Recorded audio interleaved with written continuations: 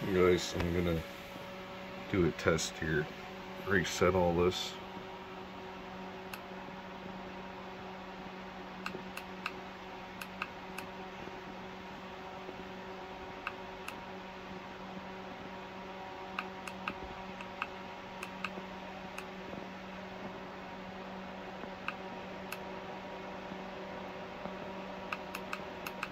I've just completely recharged this battery here, so it's right full. This one here, I put in 33 watt hours, 1.2 amp hours with the motor so far. But I'm just gonna reset this and leave it run for a couple days on a really slow speed to where it's pretty even on the input and output power, and see what it records for watt hours. See, the time will be the same. It should be the same one too as the test goes, right? They're both at 0.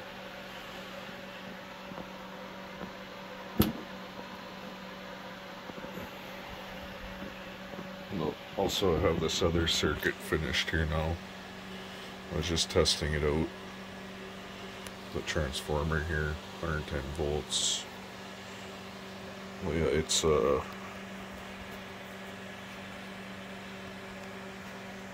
has a PNP, the Hall effect over here, magnet under it,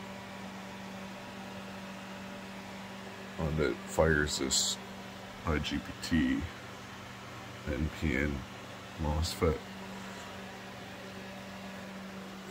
Here's the circuit, simplified version. Anybody can understand it.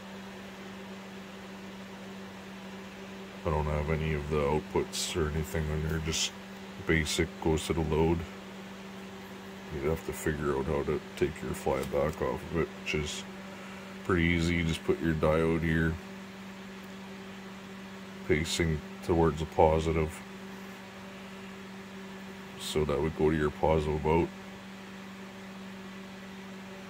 Or I mean on the negative here, you put your diode facing the positive, and that's your positive out, and then your positive go right to the negative, and that's your output. That's all there is to that. But yeah, here, let's start this up.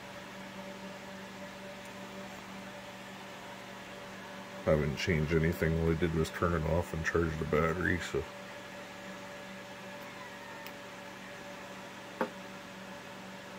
Actually, I'm gonna hook the scope up too. Should have did that earlier.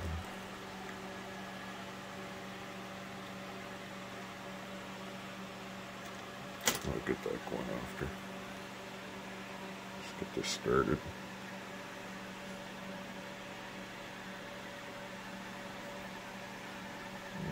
Exactly the same as I left it. It has a 750 Hz cap in this one.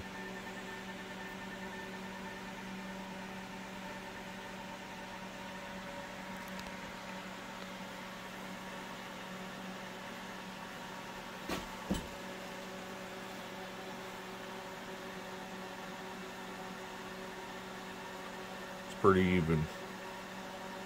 Input and output's pretty even with this speed and that frequency. That's the output, that's the input. But I'll be back with an update after a day or two of it running. Hey guys, it's a continuation of the last video here. So, the only thing, I cut those coils off of there. I stopped the motor for about a minute, took them off. They were just zip tied onto those pieces of wood on each side there.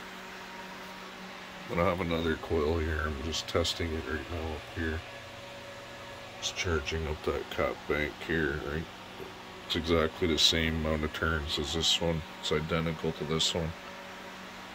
And I'll put that on the other side of the motor. with this circuit. But here's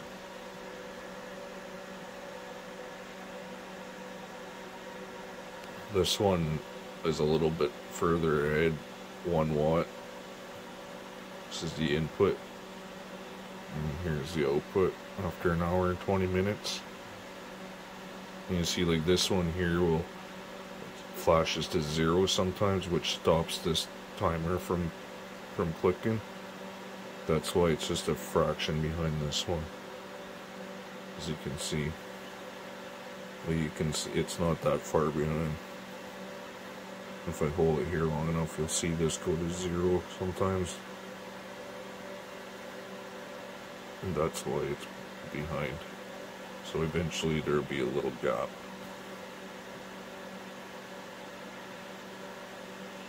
It's all the same though. These ones aren't even hooked up to anything. Just they're hooked to this bridge rectifier, which is not hooked to anything else. Just the AC side. And that'll be out of there tomorrow. Probably just run this overnight.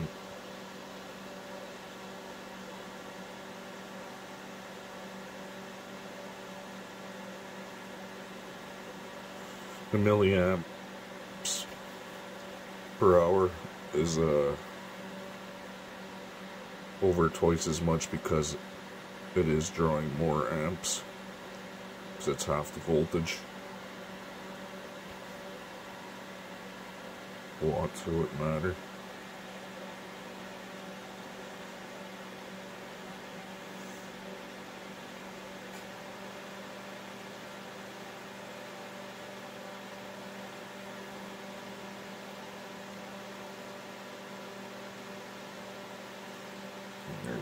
It's almost a minute behind, I guess.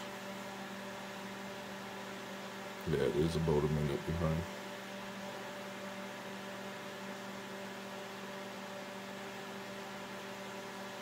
But I'll update again after it's been running for a while. Hey guys, so I'm in here the next day now. It's been running for 16 hours and 20 minutes.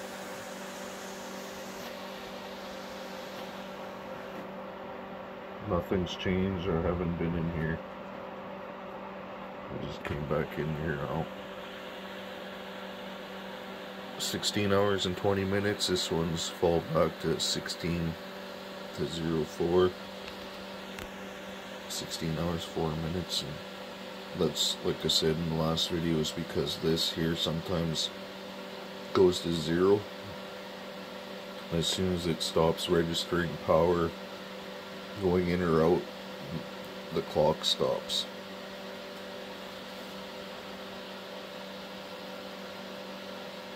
But you can see it's put out 14 watts input into the motor, and it's charged 12 watts out.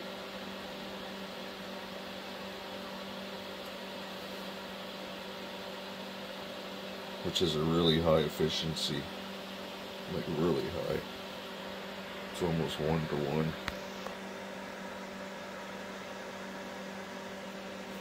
And like these coils here are representing work, because there is drag on this rotor because of these coils. It's a ferrite core and it's really close to the rotor. It puts a lot of drag on the rotor. Even though they're not charging, these things still represent work at that speed. It's such a low speed.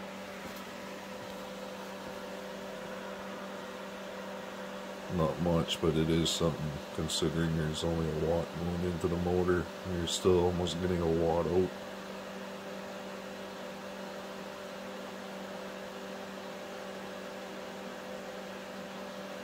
But I'm going to be ending this test here now, and I'll be putting the other coil on with this other drive circuit here, where this other coil is. Sorry about the shitty camera work. I'm not really set up here to make videos. I'm just trying to test this out. I'll take that off and I'll put my other coil. It's identical to this one. And I'll put this drive circuit there. and have them both running at the same time. The only difference being is this one is run with a reed switch, which has been pretty good. I just don't trust the reliability of a reed switch.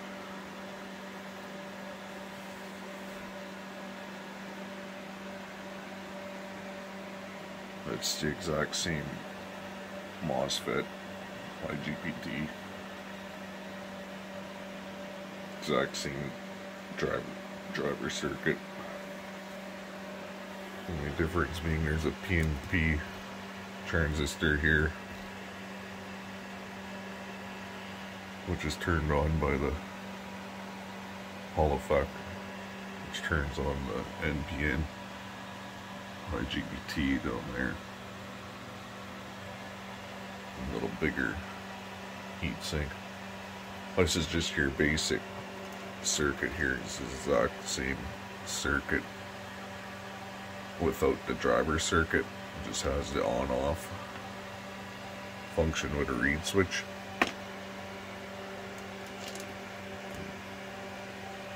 Right there. It's a really efficient circuit.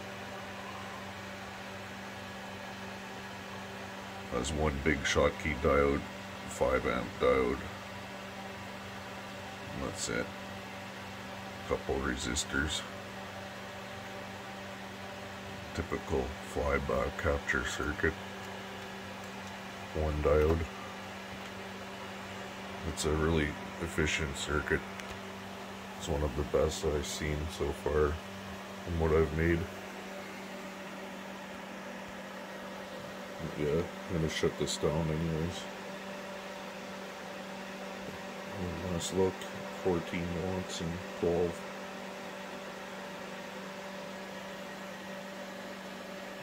And thanks for watching, guys. Appreciate it.